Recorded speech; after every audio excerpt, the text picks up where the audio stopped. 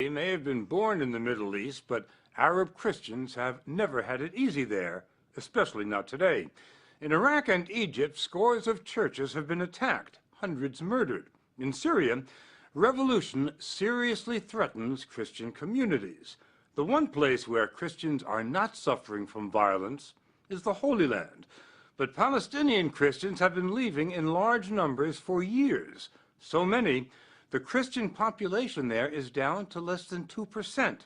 And the prospect of holy sites, like Jerusalem and Bethlehem, without local Christians is looming as a real possibility. This is what the Holy Land looks like today. Bethlehem, where Jesus was born, Nazareth, where he grew up, Jerusalem, where he died and where Christians believe he was resurrected. Nazareth is inside the state of Israel. Bethlehem is on the Israeli-occupied West Bank. The Christian section of Jerusalem is also under Israeli control. We know the area well, know that it is arguably the most fought-over piece of real estate in the world, sacred to half of humanity. Still, when we decided to do the story last year, we did not realize it would become so controversial. The story will continue in a moment. Our story begins in Bethlehem, where it all began. We went to St. Catherine's in the Church of the Nativity. For local Catholics, this is their parish church. The day we went, a confirmation was underway. Father Marwan Didas, a Franciscan, led one child after another up to the altar, watched by proud parents. The church was so crowded, it was difficult to believe that Christians now make up only 18% of what was for centuries an overwhelmingly Christian town. We are the living stones of the Holy Land. From here it all started, and it had to continue. It's a must. It must continue. If there is no people, no Christians here, it will never continue. Here in Jerusalem, the numbers are even bleaker than in Bethlehem. Inside here, famous church. Theophilus III, the patriarch of the Greek Orthodox, has lived through the decline. His church, the Church of the Holy Sepulchre, is the most sacred site in Christendom. He took us up to the roof. You've got to know a patriarch to get here. Come in. So you are in the Holy Sepulchre, inside the Holy Sepulchre. Just inside here is the tomb. That is, the tomb which covers the site of the resurrection. When you first came here in 1964, what was the percentage of Christians in the old city? There were around 30,000 of Christians living in the old city. And now how many are there? Very few. So few, some 11,000 Christians out of a population of almost 800,000, just 1.5%. Religious leaders are afraid Jerusalem could become a museum, a spiritual theme park, a great place for tourists and pilgrims, but not for the Arab Christians whose roots date back to the church's very beginnings. Christianity started here.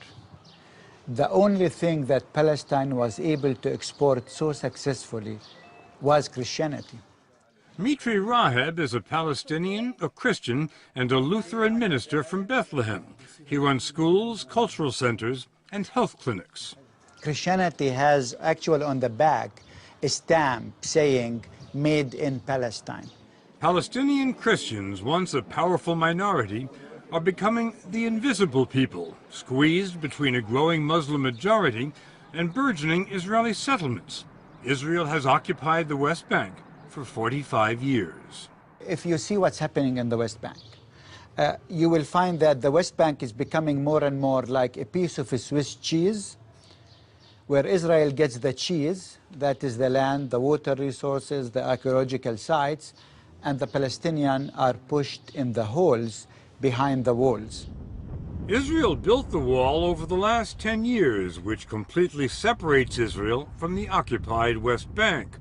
The wall was built to stop Palestinian terrorists from getting into Israel, and it's worked. Terrorism has gone down 90%. At the same time, the wall completely surrounds Bethlehem, turning the little town where Christ was born into what its residents call an open-air prison. Do you remember the day they put up the wall? Yeah, actually it was in 2003, and I was about 14 years old. I went to school one day. I came back and found the wall surrounding the house. Christy Anastas lives with her mother Claire, her father, brother, and sister in this house, which is surrounded on 3 sides by the wall. How do you live with this? Well, it's not easy actually, but you get used to it because you have to. The Anastas family lives on the 3rd floor. This is the view from the kitchen, from the master bedroom and bathroom. The children's room has a good view of this Israeli guard tower. The family runs a souvenir shop on the ground floor, sells Christian artifacts on what used to be the busiest commercial street in town. Now, it's a dead end. Members of your family have already left. Yes. And they have asked you to leave too. Yes. What do you say to them? I told them we have to stay. We need to stay and struggle and fight. This is our cross. For all Palestinians, just leaving Bethlehem is a struggle. Getting to Jerusalem, only 7 miles away, whether it's to pray, go to a doctor, visit family members, or work, means going through this Israeli checkpoint. That can take hours. But before Palestinians can get even this far, they need a permit from the Israelis, which can take weeks or months to obtain, and is frequently denied. We regret any inconvenience caused by the security precautions, but it's their inconvenience, it's our survival. Michael Oren, who used to be Israel's director of interreligious affairs, is Israel's ambassador to the United States. We have to protect our country, but sometimes you have to do what you have to do in order to survive. For Palestinian Christians, the survival of their culture is in danger. In towns like Bethlehem, which used to be distinctively Christian, Muslims now are a clear and growing majority. The veil is replacing the cross. But inside Israel, in Christian towns like Nazareth, Arabs are Israeli citizens, and according to Ambassador Oren, they're thriving. The reason Christians are leaving the West Bank, he says, is Islamic extremism. I think that the major problem in the West Bank, as in elsewhere in the Middle East, is that the Christian communities are living under duress. And this duress is coming from Muslims, not from the Israeli occupation. I believe that the major duress is coming from that. Great selling point. Easy to sell to the American public. Zahi Houri is a Palestinian businessman. He owns the West Bank Coca-Cola franchise. I'll tell you, I don't know of anybody, and I probably have 12,000 customers here. I've never heard that someone is leaving because of Islamic persecution. Harry Shavit, one of Israel's most respected columnists, believes Christians have become collateral damage. I think this is a land that has seen in the last century a terrible struggle between political Judaism and political Islam in different variations. And the Christians are being squeezed in the middle between the Jews and the Muslims. Absolutely. Should Israel be concerned about that? I think we should all be concerned about it. Political Judaism and political Islam are rocky. They are harsh. And the friction, the clash between them is very violent. In 2009, this group of Christian activists did something unprecedented. They published a document called Kairos, criticizing Islamic extremism and advocating nonviolent resistance to the Israeli occupation, which they called a sin against God. It was endorsed by the leaders of 13 Christian denominations, including Greek Orthodox, Catholic, Lutheran, and Anglican. Who have been exceedingly critical of the state of Israel, and sometimes to the point of going beyond legitimate criticism. And so, well, what does that mean, to go beyond legitimate criticism? Accusing us of crimes that would be very, I think, historically associated with anti-Semitism. And it was actually so inflammatory, Bob, that many of us didn't even bother responding to it. They are fearful of this document because they are afraid this might influence the Christian world. Reverend Rahib, who helped write the document, says it's anything but anti-Semitic. This document doesn't ask for violence, it doesn't ask for revenge.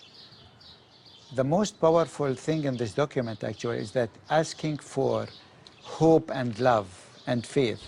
Do you think the Israeli government ever thinks of the fact that if Christians aren't being treated well here, and America is an overwhelmingly Christian country, that this could have consequences? Israel is not persecuting Christians as Christians. The Christians in the Holy Land suffer from Israeli policies that are a result of the overall tragic situation. And this, of course, has consequences for everybody. For Israel, there could be serious economic consequences. According to Israeli government figures, tourism is a multi-billion-dollar business there. Most tourists are Christian, many of them are American.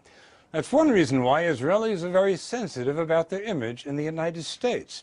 And that could be why Ambassador Oren phoned Jeff Fager, the head of CBS News and executive producer of 60 Minutes, while we were still reporting the story, long before tonight's broadcast.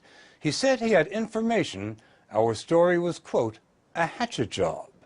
It seemed to me outrageous, completely incomprehensible, that at a time when these communities, Christian communities throughout the Middle East, are being oppressed and massacred, when churches are being burnt, when one of the great stories in history is unfolding. I think you got me a little bit mystified.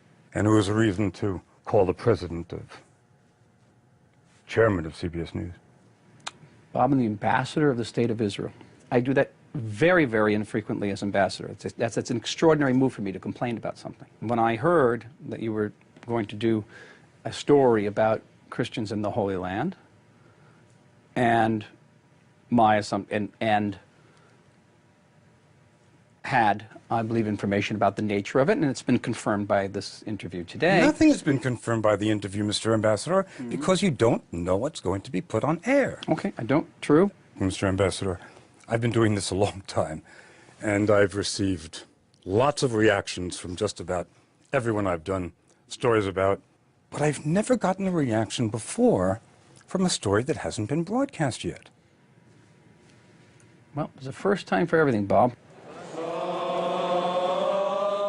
This land has seen just about everything over the centuries. The ritual in the Church of the Holy Sepulchre, the day before Easter, hasn't changed in more than a millennium. We went into the church with Patriarch Theophilus and watched thousands jostling to get as close as they could to the tomb from which they believe Christ was risen. Pilgrims have been coming here since 1106 AD to wash themselves in the holy fire to celebrate the founding miracle of Christianity. They'll certainly continue to do so. But how many will be coming from the neighborhood? That's not a religious question anymore. It's political.